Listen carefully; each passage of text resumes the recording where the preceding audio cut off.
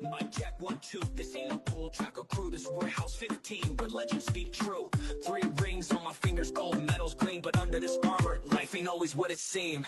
Yeah, we trained hard, pushed limits, reached the peak, but the pressure cooker boiled, man, so weeks I couldn't speak. Sponsorships. Back to the Warehouse 15, and I am your Grandmaster of Disaster and CEO of Sorry Not Sorry. I'm not going to mention my name because I don't want to get trolled. How you doing, Coach Moreno? I'm doing good. I want to know if I can buy some stock in that new company, Sorry Not Sorry, because that shit's going to blow up. It's going to blow up. It's already blown up. I need a little bit. How you doing, Mr. Bronze TJ? I'm good. Bronze TJ, a little bit elevated today. We were talking a little bit, but I officially found my gym and location here in North Carolina. So I'm super excited about that. Thank you. Is it in a barn, or does it have windows? Does it have paved streets, gravel? So it's a horse stable. It's a horse stable with nice. Yeah, I share it with a couple of cowboys and circus people that perform in the local area. So and good. And then did you do a tooth count? You get any? So no, but I will be bringing Peak Performance Training Centers to Charlotte, which I'm super excited about. And you guys know that place means something very special to me. Obviously, the whole organization as a whole, but being able to kind of like form fit that same kind of style, and I got lucky enough to find almost a warehouse style too. So we're doing some good things over here, and I'm super excited. And I'll definitely be rolling out a little bit more details. Well, I'll be waiting. I'll be waiting for my personal invite. Are you gonna come? But if I invite you, are you coming? Will show up, and I will come. You guys don't invite me to anything. Coach, you guys get married, you get girlfriend, whatever. Coach, you heard him, right? You heard him, right? He said that? he's coming, right? You heard him say he's coming? I will come to North Carolina for you. I don't go to North Carolina for any reason at all. Thank you. But I will come to North Carolina for you because I had a traumatic experience in North Carolina, so I try to avoid it. Oh, I got it's fun. You know what? Yeah, I want to go back. Let me say something first about congratulations, TJ, and your gym. I mean, I've been lucky enough to see it. It's a great facility. It's very big. It's got a lot of potential. So I can't wait to go there. Matter of fact, we're gonna have a kind of a nice little international camp right after the Grand Prix Challenge in June. So some people, if you're listening, if you're interested, we're looking, for a few different people to piece it together. We're gonna have a Brazil squad there and some other people as well. So I think it'd be awesome to kind of inaugurate that facility. But I'm happy for you, and I know you're gonna be successful. But Young, speaking of that you should, if the Grand Prix Challenge is gonna come, it's only cost $3,000 to watch, so you can go watch it. Yo, I saw that. Oh my gosh! I saw the bill. Was that $150 for a minute? No, but 50. Okay, now because maybe I don't know. Because I was trying to remember the other Grand Prix, but $50 a day. Oh my or gosh. $125 for 3 days to watch Taekwondo in the Charlotte Convention Center. I guess I've always coached and stuff, so I don't really know the price. I remember looking at the tickets; they weren't $50 though. That sounds steep. I've got a lifetime membership which entitles me to free entry to any USA Taekwondo event for the history of mankind. Is that true? No, it's not true. What are you talking about? After you told me, they can't rescind that. It says for like two tickets for U.S. Opens and for nationals and it doesn't what? say. Yeah, that's what I looked. I looked the other day. Because $800. No, I got my official membership patch. I got my little card. I got a gold card. Okay. And it says, now they want to change the rules. They could change the rules. I mean, I'm not sure I want to go in there because I may first of all, they should honestly. somebody. I mean, truth be, I'm not trying to be facetious here. For Olympic medalists, if the Olympic medalists want to show up and go to the Grand Prix Challenge, the USA Taekwondo should 1,000% be like, absolutely, we'd love to have you here. I mean, I'm just being honest. Me making any further donations to USA Taekwondo or the World Taekwondo Federation would be tough. I don't mind spending money on stuff that kind of matters. I think the problem is, to be honest, I don't want to pay for Jay and Steve's plane tickets anymore. I'm kind of done with that. I think the problem is it's not going to be a big event in the sense of, like, you're not going to have 800 competitors, so you're not going to make a lot of money, right? So but it does kind of suck for the spectators. I mean, if I have my kid there and I want to bring my wife and my one of the siblings, you're spending a lot of money and that's just that's a lot of money. It's $125 for the weekend. If you want to watch all 3 days, obviously the divisions are on different days. Like for some of my parents, and I was like pushing for them to go watch and everything, I'm looking at Some of them got 2 and 3, 4 people in their family. So we're looking at like over $600 for a weekend to watch Taekwondo. And normally they have 3 sessions. So I mean, Yeah, it said for the day. That would be good. crazy. It did say for the day, so at least we're not going that deep into it. But $50 Yeah. is still crazy.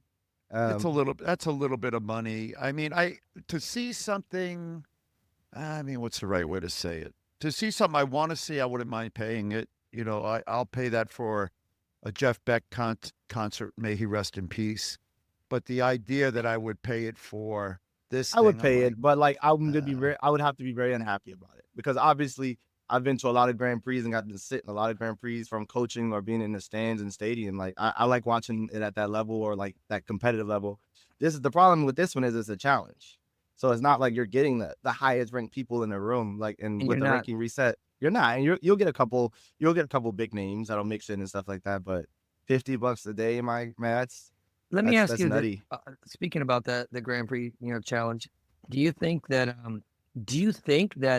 Americans are gonna, like, if they're not involved, they're gonna fly there to watch it? I'm gonna say slim to none. We got the internet now. I try to get people to watch matches and stuff online. I don't see them buying a plane ticket, flying in, staying there for the weekend. I mean, maybe a few, but it ain't gonna be like a flood to Charlotte kind of event. Yeah, it's gonna be local people. It's gonna be whoever's in the Charlotte, North Carolina, maybe South Carolina area, Georgia. I don't know. Yeah. But that's what I'm saying. That's why I think you would make it a little cheaper. Reach out to some of the school owners and be like, "Hey, you bring them from your school, get some like group discount or something." But $50 a day is crazy. What are we watching? Why are you bringing up old stuff, man? That's like 10 years ago, bro. Yeah, I'm not coming to watch this. I'm not coming to watch. That says nah. Actually, it's illegal now, sir. Yeah, it's illegal, and I'm not coming. I'm not it. coming to watch this. I'm not coming to watch this.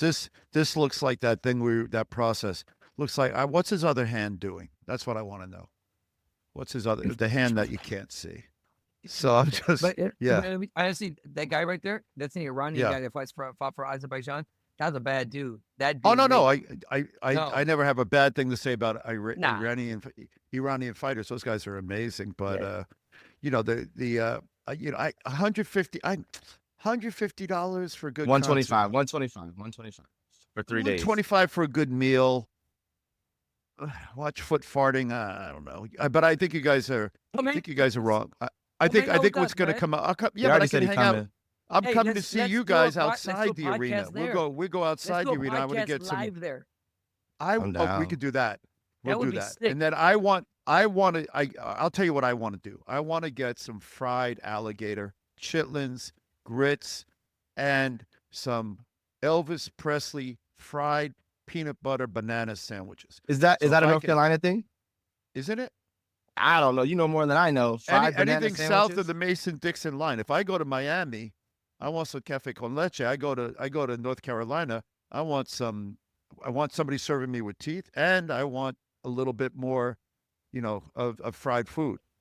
Hey, but anyway, I heard they have fried espresso down there. Is that true? Only on Wednesdays. All right, I need to stop because I don't want the North Carolina people hating me. They're gonna be waiting for you when you get off the plane. It's a beautiful state. They'll be waiting for you to get off the plane for a different reason, my friend. So, I'm hoping, but not hoping. So, but don't worry, we always got your back, so you don't have to worry. Yeah. But the pricing on tickets, they should want full stands. So they should do, and even Korea does this, and you guys know this. When they can't find spectators for an event, they go into the local school system and they invite them in for whatever reason. But maybe they do I think guys will go to this. It's international competition in the States, and I think you'll get all these Johnny come hopefuls, which is going to bring us into our next conversation, that think they can be Olympians. You have a better chance of getting struck by lightning, run over by a car, and opening a Taekwondo school in North Carolina than you do of an Olympic berth at this point, right? So, the amount of people trying to get to the Olympics and the amount of spots available in the United States in the qualification process, you either have to be independently wealthy or travel savvy, like our friend Grandmaster Lee was in figuring out the travel hacks to get to all these events that you got to get points in. So I think the process is interesting. It's funny you say about, I know we're getting off topic real fast, but the Olympics obviously is hard. I mean, to get there, but kind of, well, you're gonna crucify him. So obviously Dr. Cho in WT, he really was trying to be close to Bach, right? And now he's out, and now there's a new president. We talked about her a couple episodes ago, and it's interesting because now on the Olympic docket in 2028, gymnastics.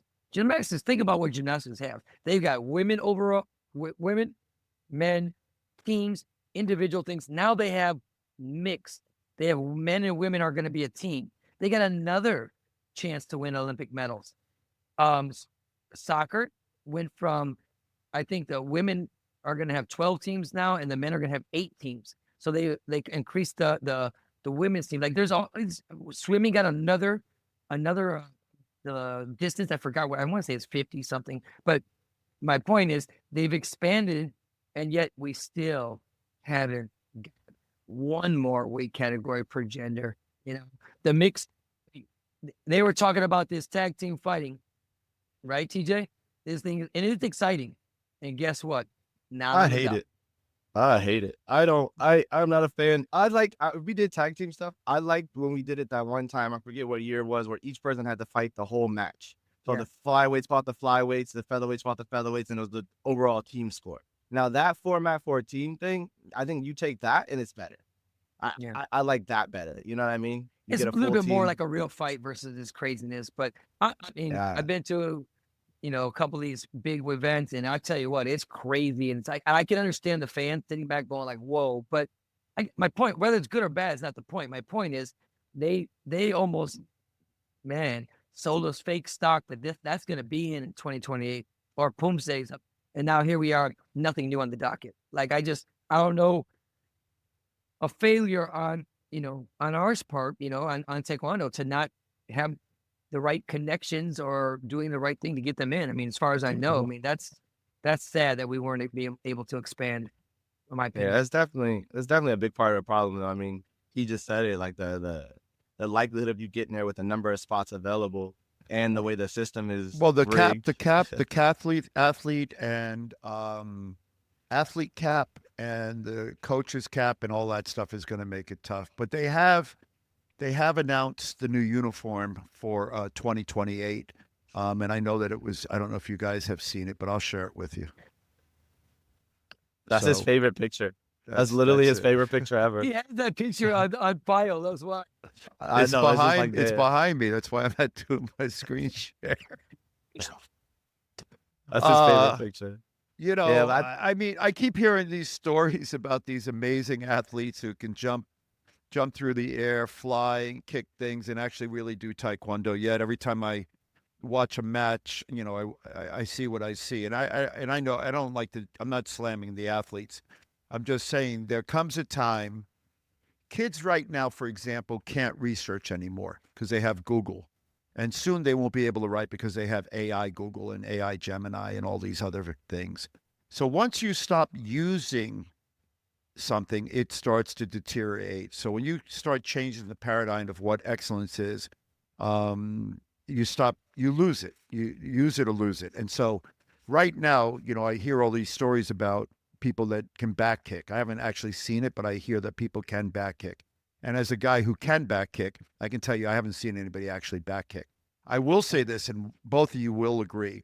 You both know that when you're getting ready for a competition, you don't waste time on true technique. You waste time when we did because it was what scored. But you waste time on what's going to score points and strategies that are going to score points. Now, if that's what you spend 10 years doing, there comes a time when your strategy and your technique atrophies. And that's kind of what I see happening. And I see it happening in my gym. I have a gym where we teach and we have competitors come in, and Coach Moreno and Pete come in and do our high-level training. And our guys, and by the way, we do a lot of stepping. We warm up with stepping. My young 3- and 4-year-olds actually step better than my current competitors. Because we do a warm-up, which Jason, my head instructor, was on the national team for the AAU. He teaches at the beginning, and he's actually good at it, better than me. So I was watching my 3- and 4-year-olds, and I'm like, oh, dude, these guys They're good at stepping. My competitors, they're all leaning back on their back leg. Their hands are covering their taint, and I'm yelling at them. I'm like, I force them to do taekwondo, and so When anyway, you come to that's North my Carolina, I think you'll like it. I think when you come to North Carolina, you'll be able to sit back and have a coffee and kind of watch these kids and these people. I'm not going go to the and- gym. No. I'm coming to see you guys. I'm not going to the gym. Afterwards, No, we're gonna I'm have a not little going. camp. You're not No, coming to my I'm gym. not going to the. You're not coming to my gym? I'm coming to your gym. I'm not going to a taekwondo event. No, I mean, like, I'm not going okay. to the. I'm not going to the. I think he's the talking Grand about Poop. training. He's talking No, about I'm training. coming to see you. No, I'll come in your Okay. gym, and I love you guys. I'll come to your gym. I'm not going to the Grand Poop. Yeah, If no, I want to just- see a Grand Poop, I just I'll go on the internet. The which brings me to my next thing. A shout out to my boys in Ithaca. Since my son is going to be going to Ithaca, I'm going to now openly ask for any Taekwondo guy out there that wants to run a Taekwondo gym in Ithaca to let me know, because I'm going to put some sort of facility out that way so I can visit my son when he's at college. So I've thought about it a little bit. So if you are from that area of the world where cold knows no bounds, let me know, because I'll come visit you and I'll talk to you about doing something out there. And that's going to be my contribution back to Taekwondo, but more importantly, my contribution back to myself, so I have an excuse to go visit Ithaca, Syracuse, that whole area there, and Binghamton. So I want to put a good school up there to compete with my good friends up in that way. So, Hey, but let's get to our next. What? Go ahead, Coach. I was gonna say, I mean, what I know we want to get into is like talking about some centralized training stuff. Like, did you guys happen to watch the UFC and like notice it was in Miami? So first of all, I love watching all the MMA stuff, but there's one here in UFC. I think it's 314. It was in Miami. One of my former students fights in the UFC. She married a UFC fighter that fought against George St. Pierre. His name is Dan Hardy. And she was in town to do UFC Latino. Because there's a lot of Hispanics on the card. And so she was doing all the What's her interviews. name? What's her name? Her maiden name was Veronica Macedo, but now her name is Veronica Hardy. And she lives in England with him, and he's from England. But super nice guy. I mean, she's a great girl. Like I said, she fights. But anyway, I went to see her at the hotel. All the UFC guys were hanging around. But earlier in the week, I got a call from, you guys both know her, Sanaz Shabari. Sanaz called me and said she's working with a guy or has a friend that's in the UFC and he's fighting on the card. And he ended up fighting. Where I'm going with this, he came over from Bellator. It was Fabricio Pitbull, and he fought Yair Rodriguez, who's a Mexican that lives in Chicago, but has a Taekwondo black belt, apparently. And he's supposedly one of the best kickers in the UFC. And they contacted me because they wanted to see if we had a guy that can kind of mimic him and stuff. And it didn't work out. I mean, it was short notice. But if you watch the fight, this dude was doing Taekwondo. This dude did double kicks. He did a back kick. He did a roundhouse kick. He did fast kicks. Like he had a huge height advantage, but he didn't kick like a UFC guy. Like, you know what I'm saying? Like he didn't have the Muay Thai style. I mean, it was fast. I mean, I didn't think it had a lot of power because it didn't do a whole lot of damage to the guy, but from a distance standpoint, it's pretty interesting. And I was just thinking how important kicking is nowadays in UFC. You'll hear all the commentators. I wish they kicked the leg. I mean, it's just funny how the last year and a half to 2 years, how kicking, not, he needs to shoot more, kicking to set up a level change, to set up the punches, to set up, grappling. Yeah, kicking's huge. I think finding the right people to teach you to kick for the MMA style of that. I hate when I see them kick and spin around in a circle like long. It drives me nuts. I'm like, no one's ever said don't do that to you, and they're doing it at the highest levels, and I don't get it. And I always thought maybe it's some kind of like super secret MMA technique or something. That's her. Hey, Yep. she got a nasty knockout. Remember that one you showed me? Her round kick that girl in the round face? kick. Dude, that was nasty. She slept her. Yeah, that was nasty. It was when she was young too. And the worst part about that yeah. was when she slept her, she just like, we all hit some people where she just like just walked back. I'm like, dude, she's a killer, man. Tough girl. Tough girl. Yeah. But you're for right, sure. TJ. I mean, I think it's even worse when they kick and they try to and they don't go all the way around, but like that, like, that's weird. But Like how? But that's timing, distance, not know how to throw the technique and stuff like that. But if you can kick, what's his name? What's his name? Wonder Boy. He can kick. He's a kicker. You don't think so? psychic. I think the best in, as He far could as, do far a as he UFC. could do a sidekick. He could do a As far as sidekick. no, he's got some front like up balls that are Conor pretty strong. McGregor can kick. Conor McGregor did some. They have some. Look out there for videos of him You're crazy. training in taekwondo. Conor McGregor can't gyms. fight at all anyway. Got a left-handed. Now, oh, I'm not saying anything bad about him. He's still a bad guy. I still offered a a bad long guy. time ago. trash. You know, as you guys know, I they said it. asked me to. Trash. They asked me. I'm not going to say it. They asked me to fight because he's crazy. I was asked to fight in the first UFC. I commentated the second, and then after I watched the second and a few others, I was going to put together a team of guys, which they actually have done years later, to train those guys because I figured a guy like me or you guys could help them learn how to kick properly and become some of the best kickers in the world, and then get the best boxing guy, a guy like Mike Swain with judo, to train these guys. And then, of course, they already had the best jiu-jitsu guys. So they don't need that now because they've incorporated all that. But I got to be honest, the Taekwondo guys still are, you know, it would be difficult to say that Taekwondo guys aren't the best kickers in the world, right? I mean, it's just would be impossible to say. So I think, I mean, honestly, UFC people like, I mean, I don't know. Do you remember the name Rick Rufus? Yeah. oh, he was a bad guy, man. Yeah, I know. Yeah, he was a Rick kickboxer, Rufus, but yeah. so I grew up with him. Him and Arlene actually used to travel around together when they were kids, and Mhm. he was a point karate fighter, but he comes from a Taekwondo background. His dad, Pat Rufus, and my first instructor named Jerry Cook, they were like good friends. And so, you know, Rick, Pat, the dad, Rick, and then now Duke Rufus has a big gym in Milwaukee, and that's where Pettis came from. You know, Pettis, the guy that jumped off the cage and kicked the guy in the face. And they have a Taekwondo background. He's a huge Muay Thai guy too, but his original background was Taekwondo. So talking about integrating TJ, he knew how to do it. You know, my guy, Russell from Iowa. Russ is a Taekwondo guy, kickboxer guy, and he's had a stable of people that nobody knows, and they kind of slowly made their way up into the UFC. And he just knew how to kind of teach kicking a little bit with the punching. And as the guys got better, they move on to bigger, better gyms, you know? So I think it takes the right guy, the right understanding of the fight game, both punching, kicking, and grappling. Because if you just got, Do you think you have to know how to kick now? Like, or do you have to know how to? I think you have to know how to defend getting kicked. And I think if you know how to kick, you know how to defend getting kicked. And I think that's the problem with the UFC. I think some of those guys that are getting whacked or hit with big shots, probably the middle to lower level guys, but they're getting hit because they don't know how to defend it.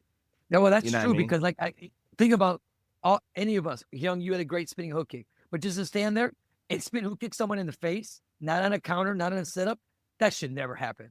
Like, No, nah. no. I mean, getting up on front leg in the face is bad enough, but like a big spin. And so you're right. TJ, sometimes somebody spins and these guys are like, and all of a sudden they're just like, Hey, you're getting cracked off the line, dude. and it makes Yeah. no sense to me. I'm like, you knew exactly what angle it was coming, where it was gonna land, and they're just like hands down, looking the opposite way. Yeah. Yeah. You know, But I will say this: these guys, you know, the MMA guys for sure are tough because you know Tough. anybody for sure. anybody that can get elbowed in the face and just look at you, you know, they get my respect. You elbow me in the face, I'm gonna lay on the floor and cry. So you know, Oh, no listen, interest. me too. Yeah. I let nobody Yeah. punch me in the face. they Like that. take Those guys some are abuse. they're nasty dudes. They're rough dudes, and they train hard. One thing I don't. But that's understand why you got to say this is what you got to take from that though, and this is what I loved about. I don't like all the tattoos and the bravado and all that nonsense. I like though they took just anything and turned it into something. So they Yeah. realize they have their hands like this, they can drop an elbow, that dirty boxing stuff. They said, okay, Uh-huh. what's effective? Forget all this nonsense about, you know, I lived on a mountaintop. I'm a fat picture in a Korean cave, and I did Taekyung.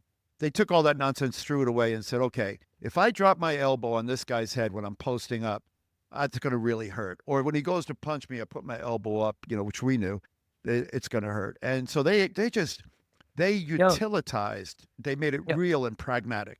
Listen, jujitsu with the Gracies, and then UFC even Yep. more to a different level, because when the jiu-jitsu came from the Gracies, they actually proved that they had the best martial art by just winning all the matches.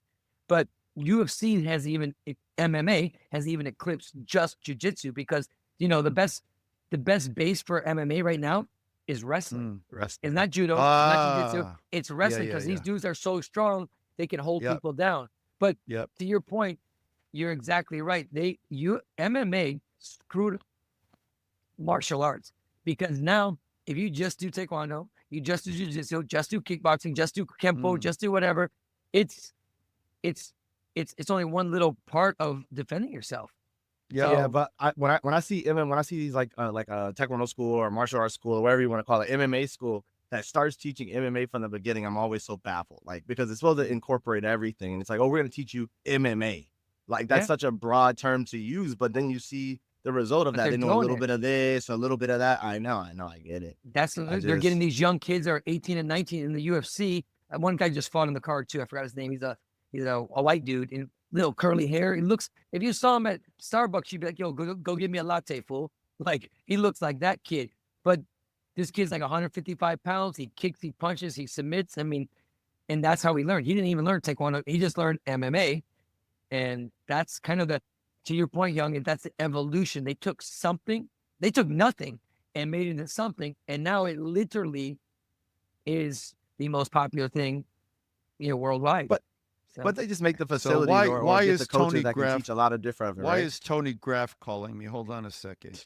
You know what I mean, Coach? Are you lonely? Do you want to be on the podcast? I'll send you a link. Yeah. Do you want to be on? Would you like to come on as a guest? Yeah, we have call-ins now. The What? first We have call-in. call in now. Do you want to be on or no? I'm not letting anybody. Yeah, right now. All right, call me later. Love you. Bye. That's funny. That was turn this down. Anthony Graff, who has had the good pleasure of training with or being trained by everybody on this podcast. So he's a great young man, a picture of masculinity with a lifting body that was featured on Men's Health and Fitness. And he walks around Miami without a shirt, shirtless or with a tank top. I remember This guy.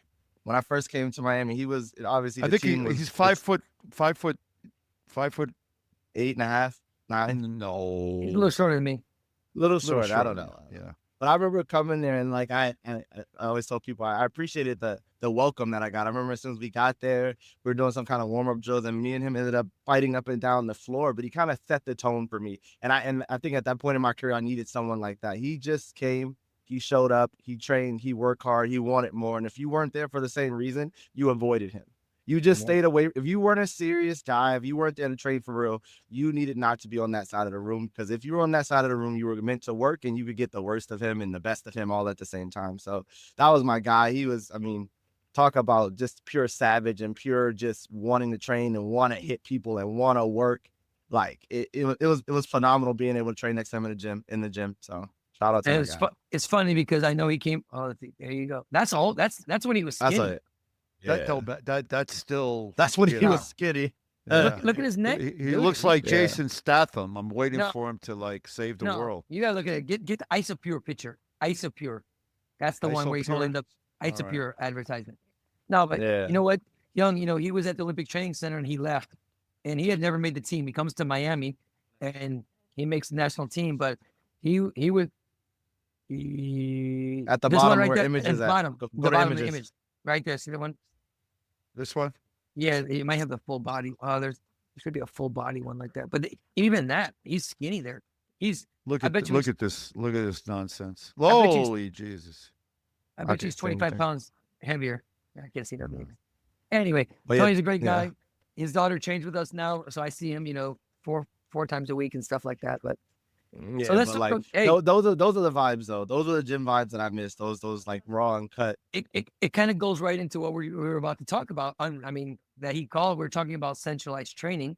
We're talking about somebody. I guess somebody put something at the a post on social media about the Olympic Training Center. I mean, I didn't see it. So there was this post put up. So a couple of things, and I don't want to throw shade or whatever they call it on people, but I will You? say this. Okay. I will say. Shade warning, guys. Shade warning. This might be I scary. gotta- Everybody, hold Actually, your I horse. should Sorry, change not my sorry. name. I should Sorry, change not sorry. Shade Master. Shade Master. That's me. Shade Master Flex. Shade Master Perez. So here's the thing. Totally agree with you. And you got to always remember this. Everything is temporal or time based. So if you want to talk about the greatest fighter or the greatest basketball player or the greatest this, and you say, but if he fought him in this day, so it's all time based. Like Rocky Marciano, whatever his name was, versus X, Y, and Z. So you can't really say. But what you can say is at the time, if you want to look at things in time, that's one thing. So there was a post put up recently about the grand old days in the amazing Olympic Training Center and how it developed athletes and how it had so much success. Now, that's a time-based thing. And so what I will say from my experience as a guy who was there when they started the program, I was there when they started the program. I was at Was the it Olympic 86 or Training 87? It started, I went to the Olympic Training Center for the first time as a regular athlete. The first time they had us there, I was in the first batch of people that actually went there. In 1985 was when the first time they allowed Taekwondo to have athletes there, and I was there for a camp with Mike Kim, Canada from your area, all those hoodlums, Errol, whatever his name was, and a lot of great athletes, and they were all the second, third, and fourth place finishers at the national championships. And we had a camp there, and from that camp, I made the national team the next year. That and a few other things. That was the first time they had it. That next year, they made an application to get beds at the Olympic Training Center, and that was the first time they had a team there. Other than that, the only time you went to the training center was when you were preparing for an international competition. So to be clear, the first group of people that went to the Olympic Training Center, which I was offered to go, and I chose not to go, and they wanted us to go because they wanted us to train with the resident coach. Our best coaching was at home. Our best training partners were at home. And every sport that had athletes at the Olympic Training Center in residence program, including judo, those were the wannabe has-beens. Those were the guys that could never make a national team, because I love all those guys, the judo guys especially. And I'd be like, oh, where are you guys going this year? And they're like, we're not going anywhere. They were the team. They never won nationals. They never did anything. And so we used the Olympic Training Center team when it was there as target practice, because they would show up at practice, and these would be the guys that didn't make teams, had never made a team, and weren't good enough to make teams, to be honest. And so when they'd show up at a practice, we were kind of like aspirant. We were like, what are these guys doing there? Which we should have been. We were there to train with the best in the country, to beat the best in the world. So we could use them as target holders. We could put chest protectors on them and beat them up, but they weren't really ending. Now, that may have changed over the years, but that's a focus of the Olympic Training Center program. And each one of you have been in different incarnations of that program. And I watched the program. I was on the U.S. team for 8 years, right? 86 through 92, 4 plus 6 years. And I watched the program evolve so that guys who did make the national team would move to Colorado.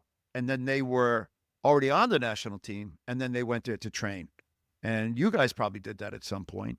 Yeah, perhaps. I had 2 team members that actually went 1 year, they graduated, the next year the other one graduated, and I was kind of in line to kind of follow them up there. But I think about it now, it was the thing to do at that moment. Like I said, 2 of my really good friends were going out there. You know, they were building a young team, I guess. But Well, who was the coach? Who was the coach? What's his who was coaching Arnell and Anthony and them were out there and all. Han-Wan Lee. Yes.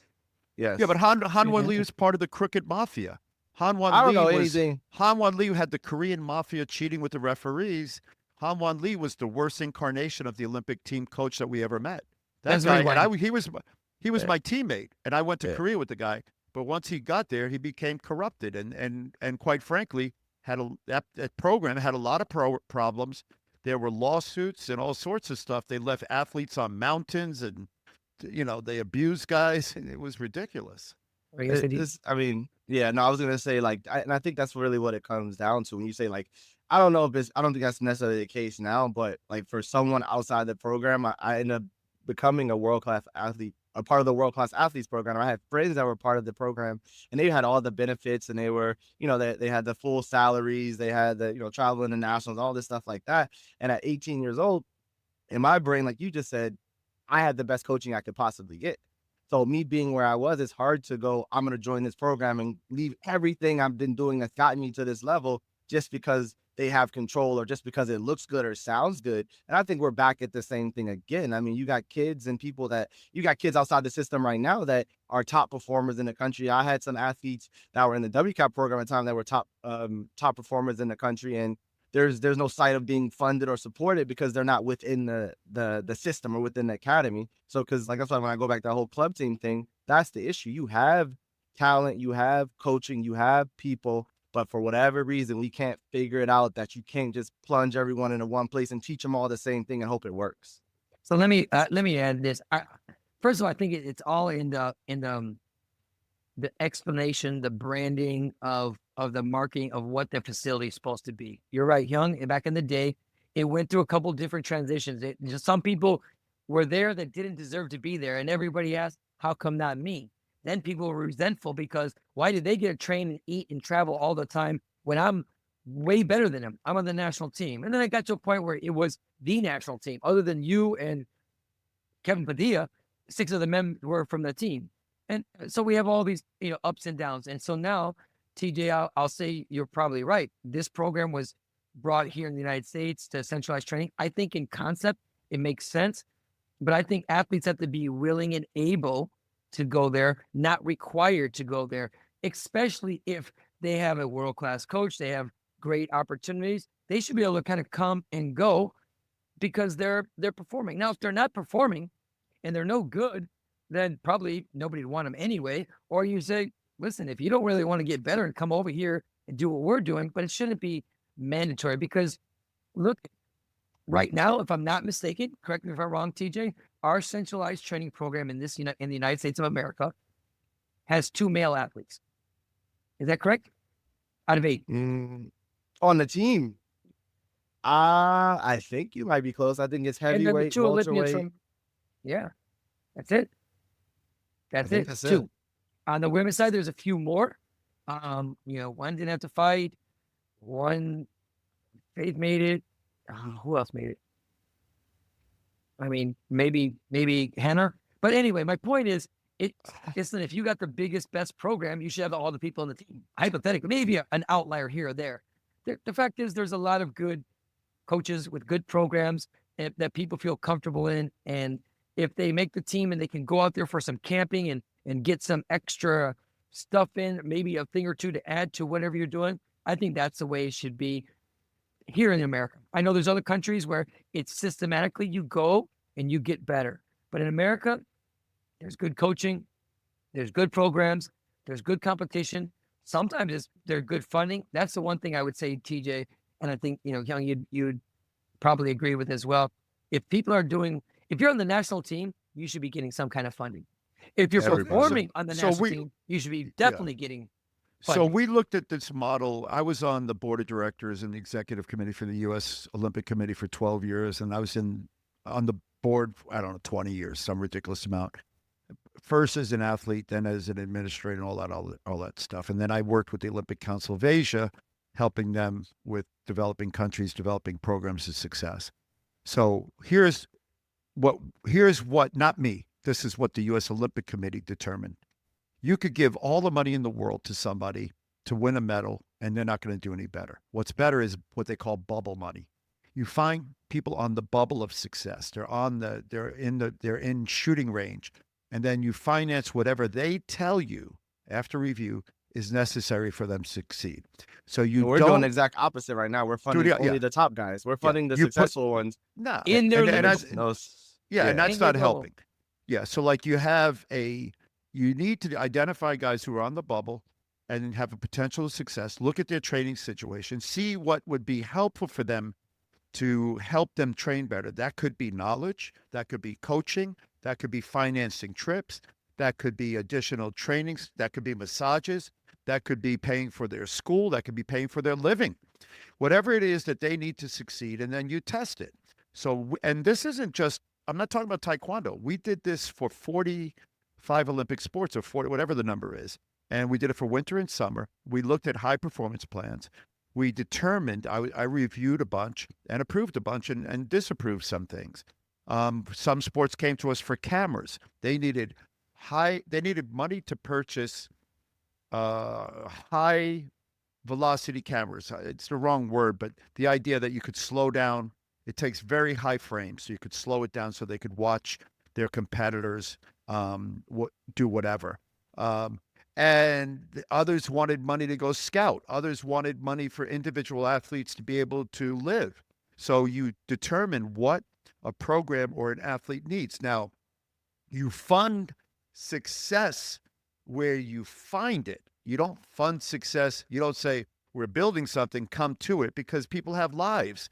Now, I will say this. Without oversight, I have seen that funding model fail.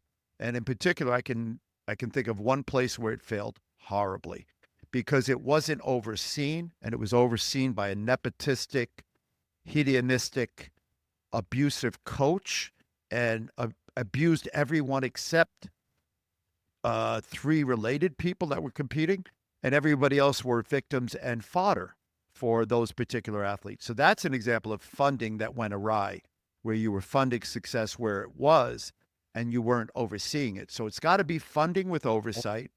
And then it's got to be, and one of the things we lost when we lost the Korean overlords, we lost that sense of responsibility to anyone. And you can love or hate what USA Taekwondo used to be, but it's worse now. Now you have non-Korean overlords who are self-centered, like plane tickets, and fund a particular place where they all live. And they fund, and it's like, either you become part of our gang and you wear the right color in the right place, or we don't give you anything. And that's not right either. I think you reposted it too.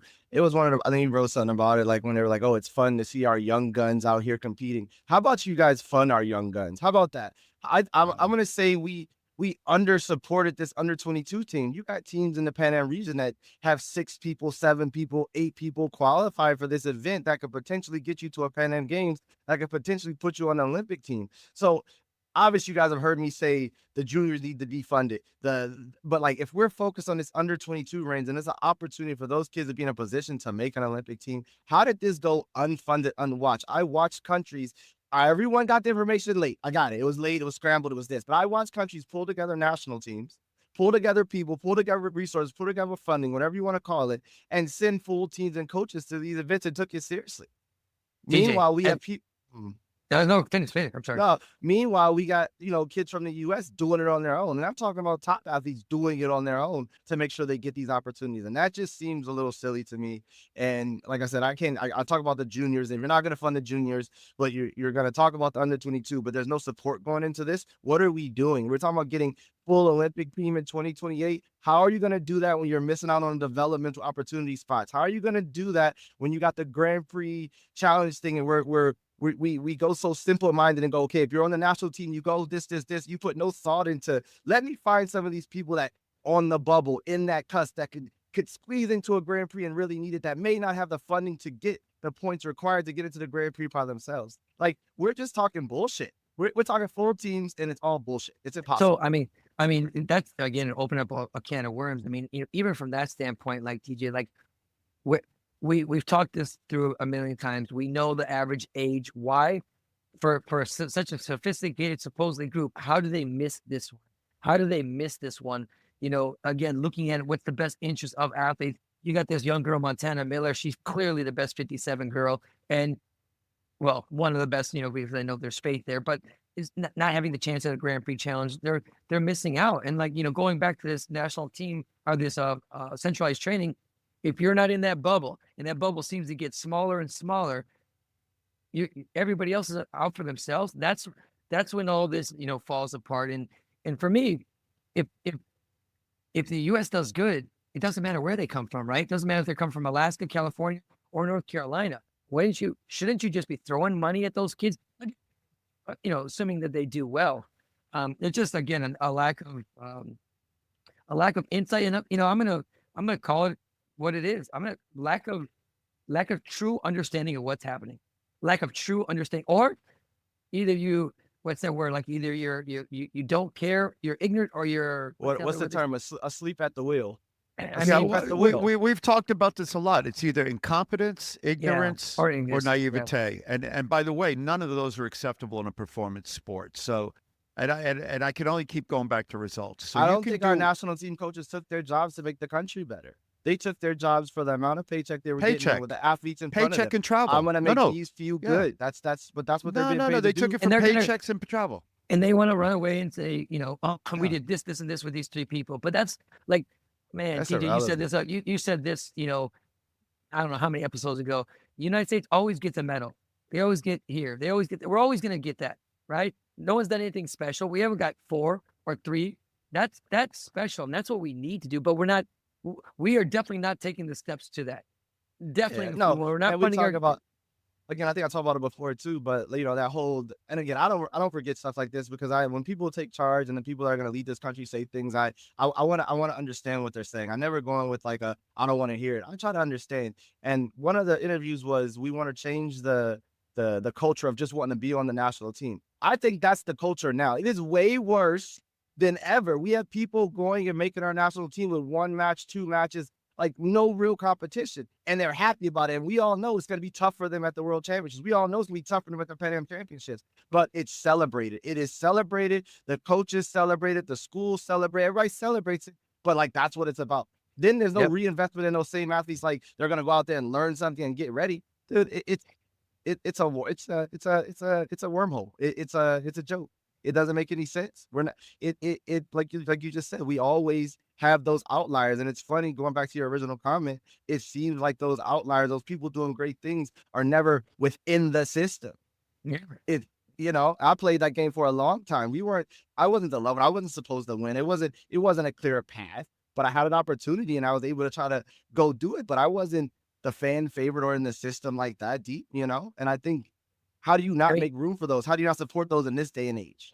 Even more so, like I think talk about the centralized training and stuff like that. I think I think we should make stars of our athletes. We should build them up. But again, I think it has to be across the board. And some people obviously have done more than others, and they deserve that limelight and stuff like that. But then again, where's that balance? Because for all we know, there's like 2 people that the USA Taekwondo cares about, and they get promoted about seminars or training camps or things like that, Just so we could all be clear, the last time we had systematic success was 1987.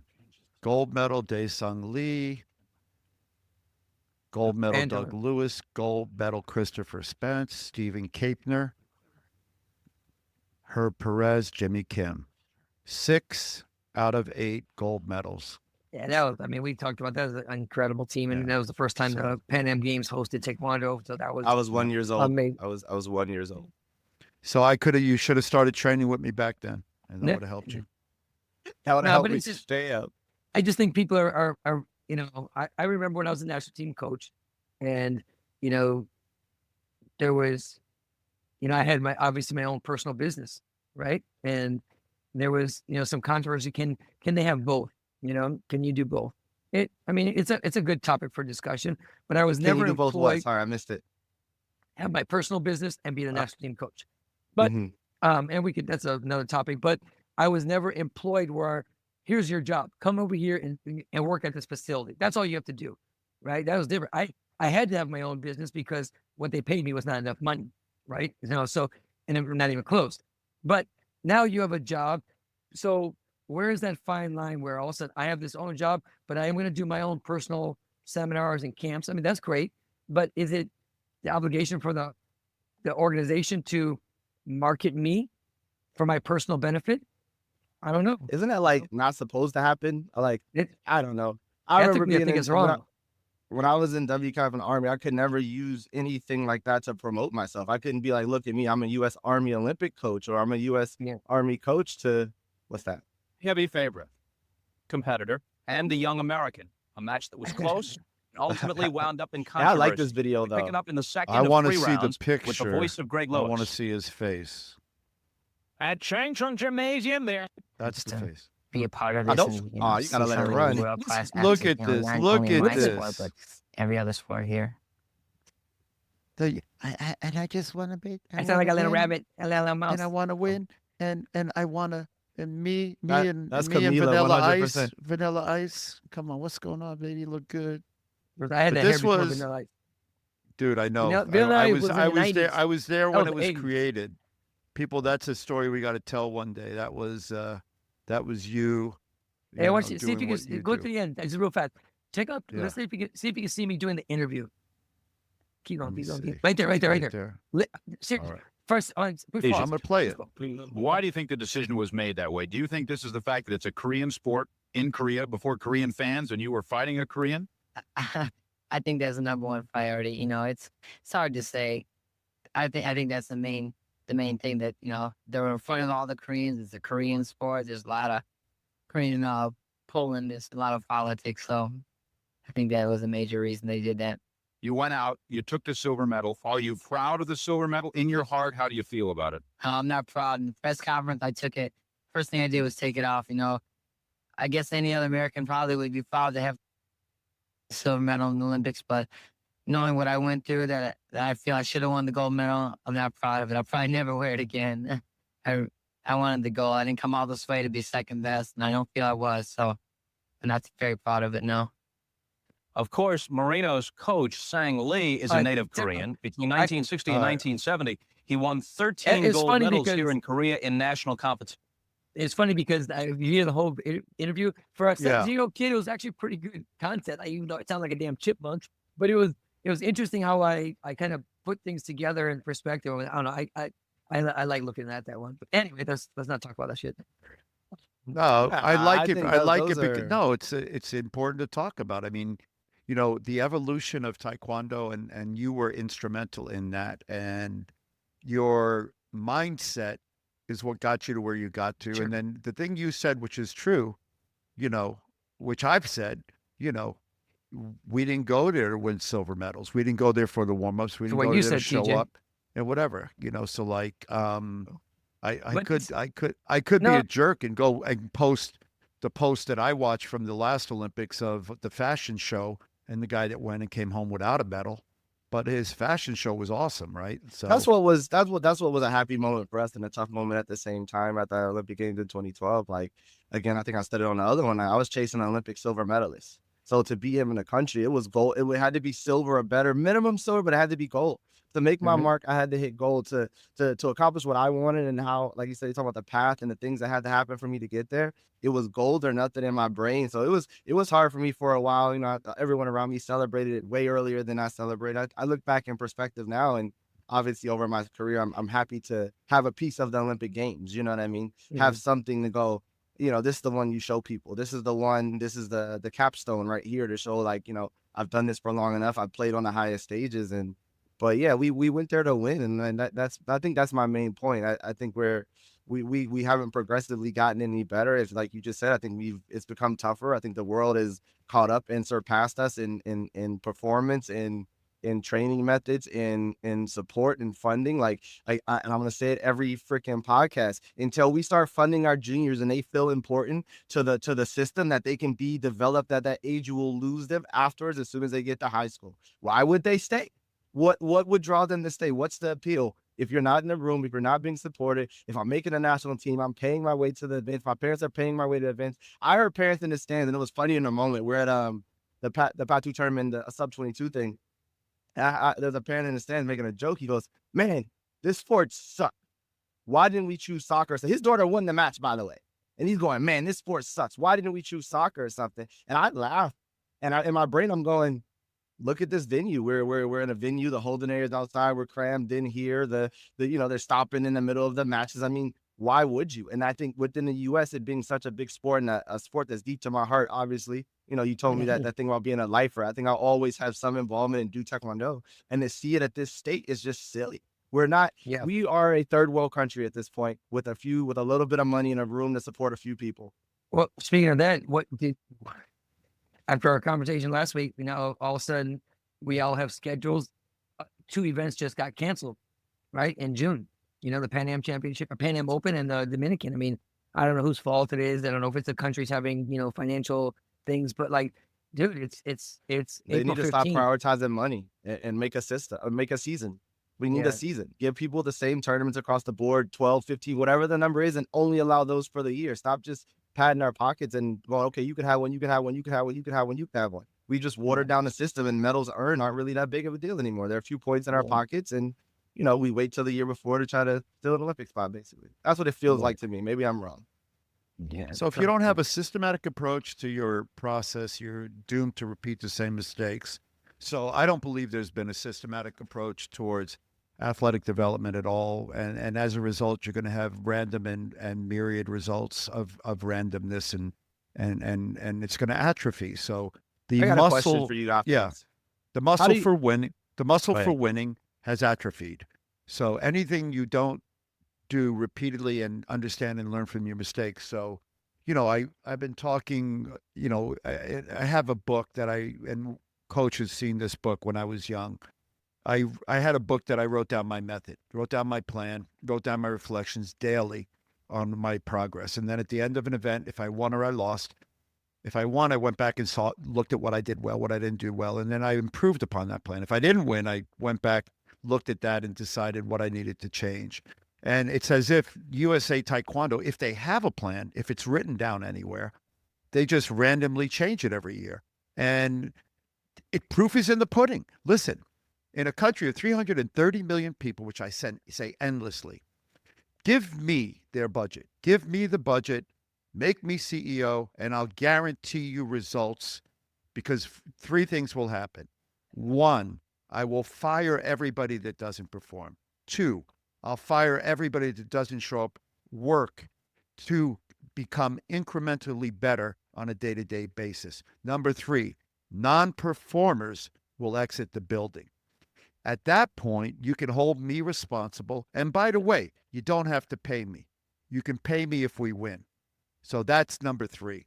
As a CEO, if the corporation doesn't perform and it doesn't do its job, which its only job is to put people on the medal podium, they need to figure out how to do that. And as part of that process, everything else will work. Now, if you do that, you'll get success. If you don't do that, you'll continue to have guys who don't. So right now, after the last Olympic Games, they should have came in, fired everyone. But honestly, Nick, Everyone. I was going to Anybody get to that. associated. I was going to get to that. Like this year, I mean, let's be honest, the USAT is going to have a big bump, I think, at nationals because AU's had some turnover. There's some. It's in Salt Lake City. Watch, they're going to get a bump through no benefit, through no structure or earning of their own. To no be honest. credit of their own. Right, To no right, that's credit one. of their own. But Yeah. I was going to go and TJ, I hate to be a dead dog. 18, 19, 20, 21, 22, 23, 24, we're in 25. Through 8 years, is this pipeline, is this national team in a healthier situation than it was 8 years ago? They should have a full room by now. Let's be honest. Like, let's just go to the bottom and the minimal thing that we can talk about.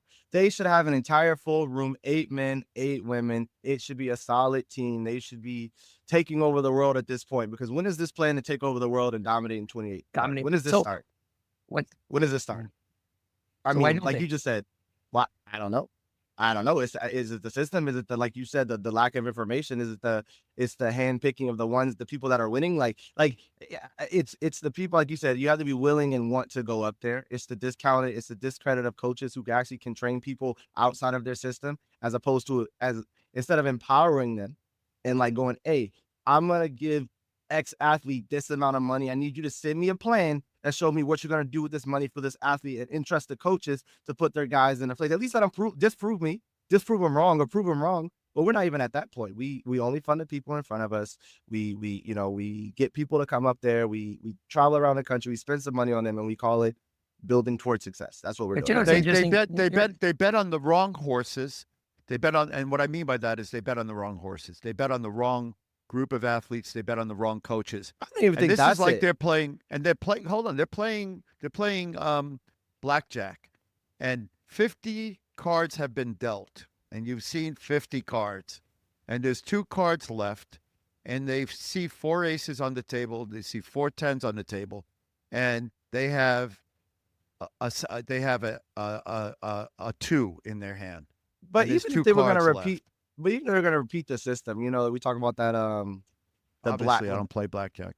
the obviously, the you know, that the self-named Black Ops team, when that was a joke, you know, they came in, they got a bunch of 18, 17, 16-year-olds and did a thing with them, right? So even if that was the system of success to repeat the system, we've missed that boat because we don't support the under 22 as a team, as a country. We just kind of had people go and then put up a post going like, it's great to see everyone compete. That just seems backwards to me. Now we've moved on because we've already sold everyone. We need to support the 17, 18. You already said this. And now we've moved past that. And these guys aren't important anymore because we have this room that we've chosen. This is who we want to work with, or this is what we're going to do, or this is the only people we have. I don't know what the reason is. For me, it doesn't make any sense. I think we should have at least a full 16 people in a room on a daily basis. If, you know, this is the system, this is the funded system, this is the way and all this stuff like that. But the reality is we don't. And I don't get it. I'm not trying to be like, you know, I know it's brag. not easy, but like, No. if that's the bottom, right? A full team in 8 years.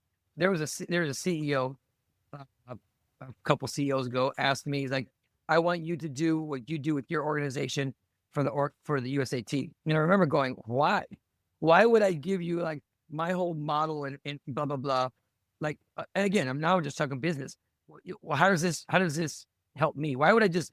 I do a lot of good things for people, and I have a do the right thing model. But I'm not just going to give something to an organization and say go. But one thing that I'll share is, TJ, you know firsthand how I partner with the people that become part of Peak Performance.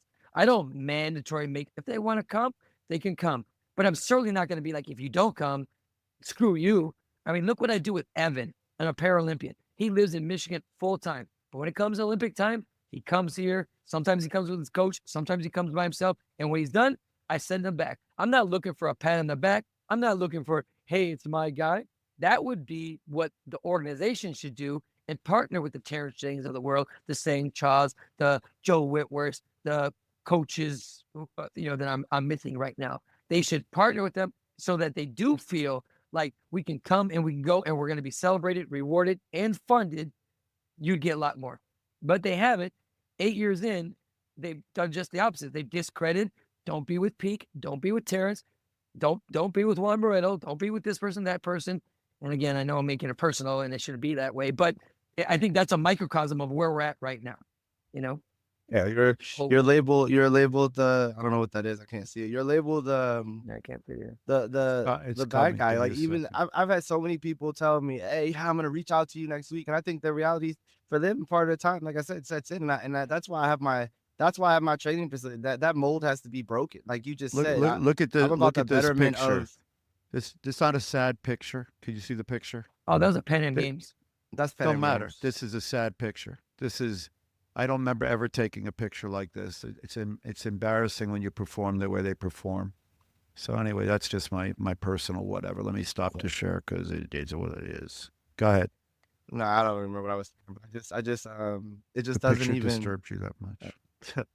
no, I lost my train of thought, but yeah, it just doesn't make any sense to me. I think at the minimum we should be able to have a full team in a room and those guys rotate or something. But there should be a lot more want to go out there and being able to make their schedule. I remember making the national team and knowing I'd have to go to a national team training camp because it was a part of something I wanted to do. I wanted to go at that point, be in a room with some people and do some things and, you know, whatever. A lot of those guys at the time obviously were my friends and they were kind of coming from the same place I was coming from, so that made it a little bit easier. But at the same time, I just think we've missed the boat. We've changed we've moved the cheese several times at this point. We've told people that this is important. Now this is not important. Now we're funding. They lost we're working credibility. with these guys. Yeah, I would think, but I don't. Credibility factor I gone. don't. I would think. I mean, it's not like I'm just pulling all this information out. I mean, like I said, if I ever say anything on here, just please write on the video, send me a message, whatever you gotta do. Let me know that I've misspoken about something. But the funny thing is, you're not trying to attack anyone's character or anything like that. You Nah, can I say don't that care about none of that. we can debate about their level of competence in a position or whatever the case may be. But the truth of the matter is it's not a personal thing. We're just kind of, you know, you like you said, you're going, you know, data that you've been able to collect and being able to see. And that's why I said 8 years into this, you know, where are we at right now? And listen, look at me, the 17-year-old Juan Moreno. When I told someone asked me something about competing the other day, I said, no, I don't miss fighting them. I said, but I used I loved the big match. I wanted to go into a room when I was a kid and I went on the state team in Illinois and there was a bunch of, 25-year-old guys. I'm like, I want to be in here to see who I can fight. I wanted to go to Korea. Like I was never the best, but I certainly wasn't afraid. Like I literally wanted that. And whenever that opportunity presented itself, I was the first one in line. Like, even with you, I want to fight with you. I want everybody, but people aren't like that anymore. Going back to that silver medal thing, of course, I'm extremely proud to have gone to the Olympics and have a career. But the first thing I think about to this day, when I introduce if someone wants me to talk about my silver medals, is I lost. That's the first thing I think about. Even as a 54-year-old dude, how many years removed, didn't win. I would much rather talk about my Pan Am Games or my World Cup or something like along those lines, because I know I finished the job. And that's not taken away from a silver or bronze or even a participant. That's just me. And going back to your point, TJ, you felt like that, but people don't feel like that for real. I say that and I was excelling. People say that nowadays, oh, I came here to win. I came here to win. I lost my first match. I lost 12-0, 12-0. Of course, it's easy to say that, but who really wants that fight? Who really wants that training? I don't believe they do, because put them in a room, give them an opportunity. Nah. Different. I guess Well, I still think we need to go back at some point, and this should be the topic for another day, which we keep kind of circling around the same way. Is what would it take? What if you could design? Because I know Coach Moreno and I have talked about this, and we've actually thought about trying to do it. And I can tell you, it happens in soccer, right? So across the country, they have soccer academies, and they're privatized. Some are attached. Most are the big ones are attached to professional teams, and the rest aren't.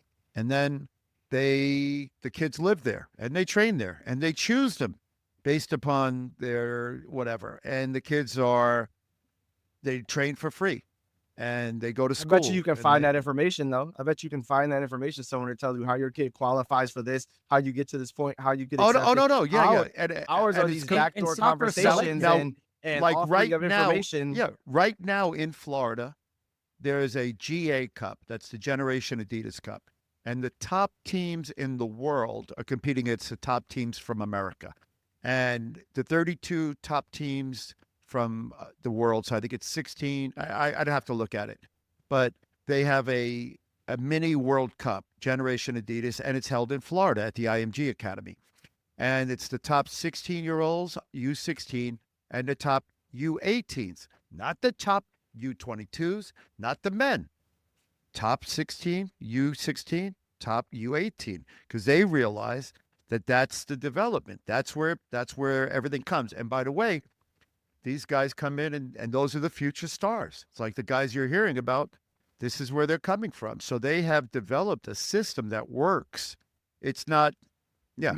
If they have a GA Cup, for Adidas, does Nike have one of those? Nope. They should, but Generation Adidas has it. And soccer's rife with a bunch of these cups. They have the Gold Cup, they have this cup, they have that.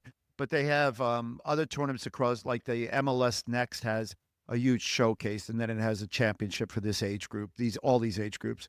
But this GA Cup is outside that box. Adidas sponsored it. It's huge. They do it the same way that they do with the coaching applications. You take your time, you fill out an application, you put all your accolades, you put everything you've done, and then you just get ghosted. I'm waiting for my letter that says, sorry, you didn't get accepted. Please apply again next year or something. Give me a response. I know. It's just like maybe they didn't get it.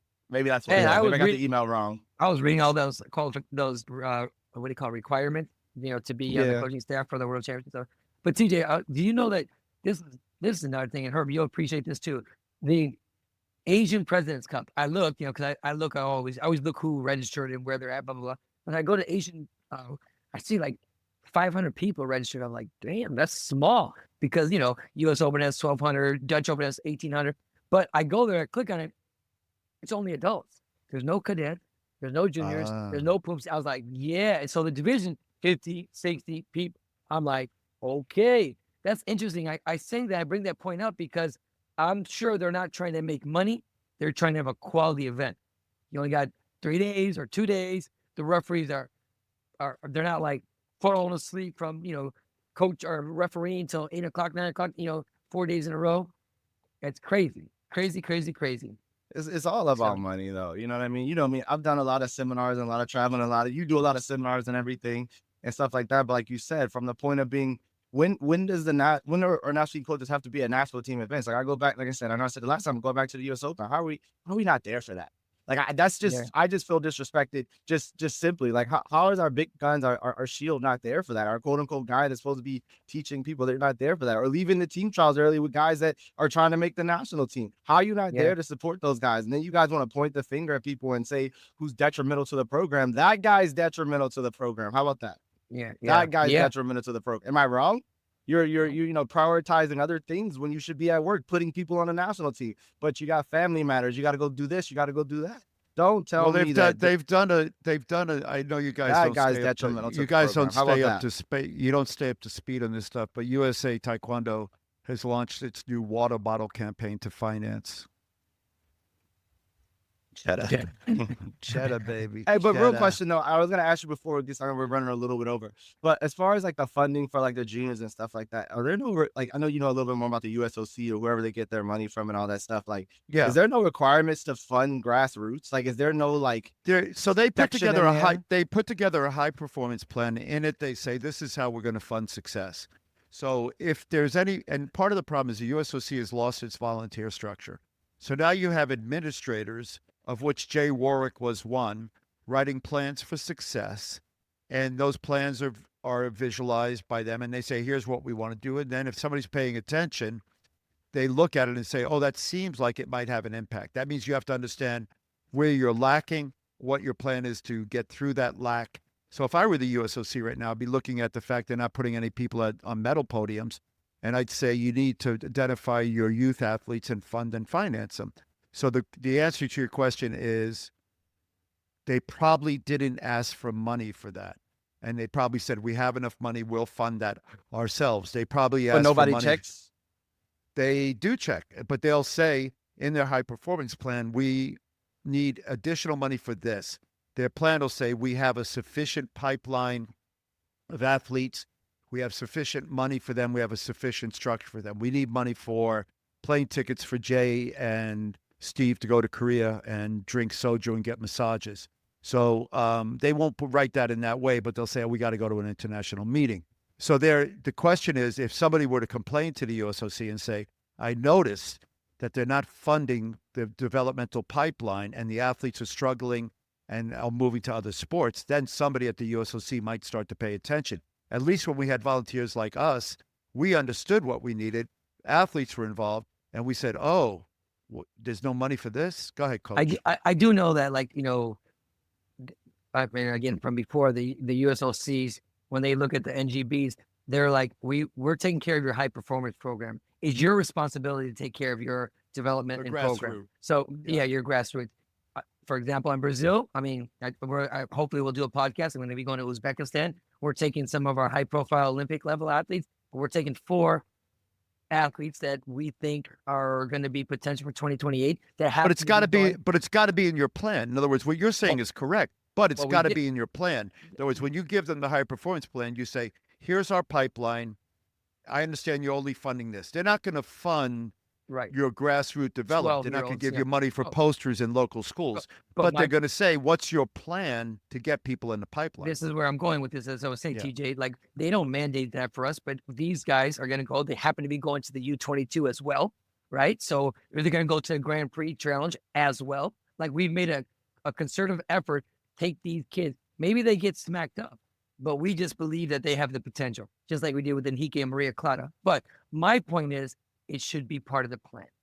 You should be part of the plan, and it obviously isn't. How is it not when you know the age of Olympic medalists? You know the pipelines has to be developed. You know all this stuff, but it doesn't seem to be part of the plan. If it was, there would be money there for them. If it was, there would be a concerted effort, you know, to get them from A to Z. There isn't. And that in itself is just disrespectful. Like I said, they're paying for none of these kids to travel anywhere. They get a shirt, some short. That to the World Championships. Like I keep trying to like rationalize. I'm like, okay, maybe not to the Pan Am Championships, maybe not the cadets, all these things. But like, I think the cadets need to be funded. Obviously, the juniors need to be funded. But like, we're not funding them at all, like $0. When again, like I said, you have You have organizations that are developmental organizations paying more money out for these kids to travel and do things. I don't get it. What is that? Get ready, baby. It's not moving on my screen. I hear some music. Just wait for the music. Oh, We gotta work on our Here it comes. graphics. Yeah. here it comes. Hey, Is that doing nothing? It's my big All right. job. what are you playing? That should be our theme song. Oh my god. That's so fun. Oh my god. That's were those Pro- crabs? That's Prodigy, man. Prodigy, baby. That's Prodigy. All right. Well, we've been all over the place today, but it was obviously fun. And, Well, I sorry. think it's been a great. Well, you know, it's not supposed to be what it's supposed to be. What it's supposed to be, right? Right. Can't be Yeah, anything more than what it's 100%. supposed to be. So, 100%. but I appreciate you guys. This has been the Warehouse 15, which actually took an hour and 15 today. Oh, And I yeah. want to thank Hey, my we gotta get off. my compadres, my companions, Coach Moreno. Thank you, Mr. TJ. Love you Anything guys. before we go? No, Yeah, that's like fun. I Always- said- always fun.